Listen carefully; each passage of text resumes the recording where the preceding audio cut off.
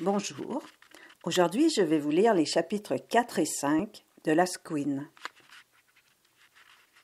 Chapitre 4. Polima pissait au lit.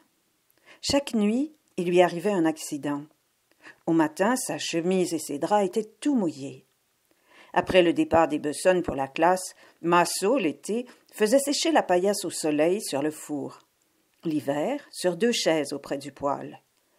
À l'école, à cause de l'odeur qu'elle répandait, ses camarades avaient donné à Polima le surnom de Squin, mot sans signification aucune, interjection vague qui nous ramène aux origines premières du langage. Le sobriquet lui resta. Chapitre 5. Chaque soir, invariablement, en sortant de l'école, les garçons arrêtaient à la boutique de forge. C'est là qu'ils avaient leur meilleure récréation de la journée.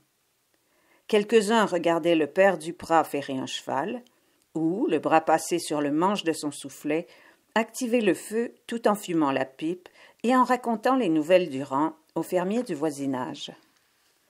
D'autres grimpaient sur le toit d'une petite remise attenante à l'édifice et se poursuivaient.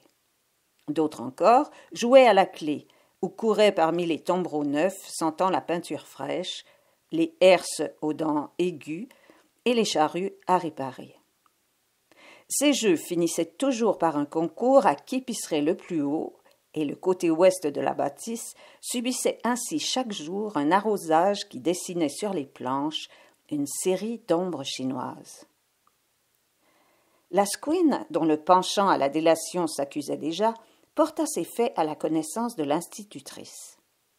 Comme résultat, les écoliers subirent une sévère remontrance et furent tous gardés en retenue une demi-heure durant, après la classe. Les garçons se promirent bien de se venger de cette porte-paquet. Quelques jours s'écoulèrent, cependant, sans que la Squin fût le moins du monde inquiétée. L'incident paraissait clos. Un matin, François Potvin annonça qu'il avait capturé la veille un écureuil et l'avait mis en cage. Cette nouvelle intéressa fort ce petit monde. Plusieurs des gamins manifestèrent le désir de voir l'animal. « Sa boîte est sous la remise.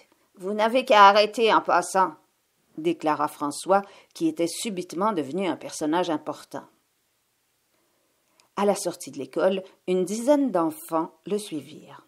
Toujours curieuse, la Squin se trouvait du nombre. Aussitôt qu'ils eurent pénétré dans le bâtiment, François ferma brusquement la porte.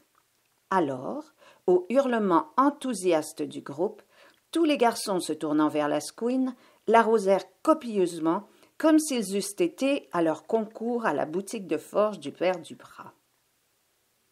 La Squin suffoquait de honte et de colère. Toute trempée, ruisselante comme si elle eût essuyé une averse, elle s'échappa en larmes et s'éloigna, poursuivie par les quolibets et les rires des garçons, enfin vengés.